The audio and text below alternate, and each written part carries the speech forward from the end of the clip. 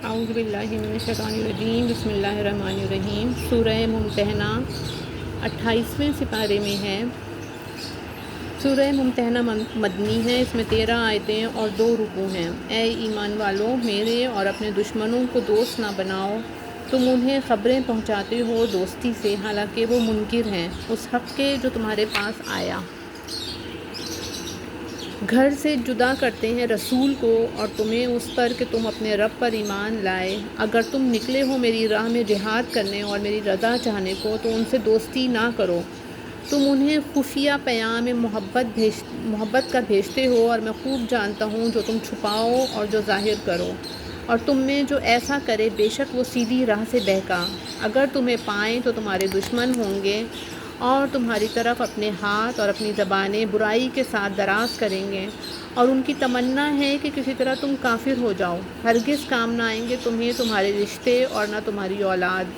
قیامت کے دن تمہیں ان سے الگ کر دے گا اور اللہ تمہارے کام دیکھ رہا ہے۔ بے شک تمہارے لیے اچھی پیروی تھی ابراہیم اور اس کے ساتھ والوں میں، جب انہوں نے اپنی قوم سے کہا بے شک ہم بیزار ہیں تم سے اور ان سے جنہیں اللہ کے سوا پوچھتے ہو۔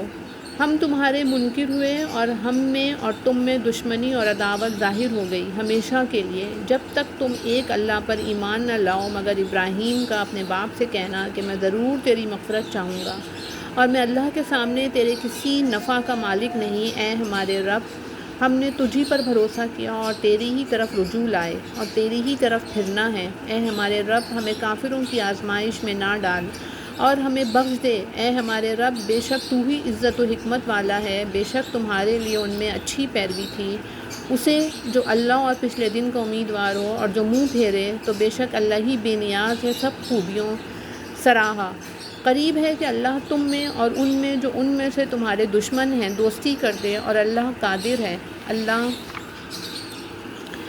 بخشنے والا مہربان ہے۔ اور اللہ تمہیں ان سے منع نہیں کرتا جو تم سے دین میں نہ لڑے اور تمہیں تمہارے گھروں سے نہ نکالا کہ ان کے ساتھ احسان کرو اور ان سے انصاف کا برتو۔ بے شک انصاف والے اللہ کو محبوب ہیں۔ اللہ تمہیں انہی سے منع کرتا ہے جو تم سے دین میں لڑے یا تمہیں تمہارے گھروں سے نکالا یا تمہارے نکالنے پر مدد کی کہ ان سے دوستی کرو، اور جو ان سے دوستی کرے تو وہی ستمگار ہیں۔ اے ایمان والوں، جب تمہارے پاس مسلمان عورتیں کفرستان سے اپنے گھر چھوڑ کر آئیں تو ان کا امتحان کرو، اللہ اس کے ایمان کا حال بہتر جانتا ہے۔ پھر اگر تمہیں ایمان والیاں معلوم ہوں تو انہیں کافروں کو واپس نہ دو، نہ یہ انہیں حلال نہ وہ انہیں حلال، اور ان کے کافر شوہروں کو دے دو جو ان کا خرچ ہوا، اور تم پر کچھ گناہ نہیں کہ ان سے نکاح کر لو جب ان کے مہر انہیں دو، اور کافرنیوں کے نکاح پر جمے نہ رہو، اور مانگ لو جو تمہارا خرچ ہو، اور کافر مانگ لیں جو انہوں نے خرچ کیا۔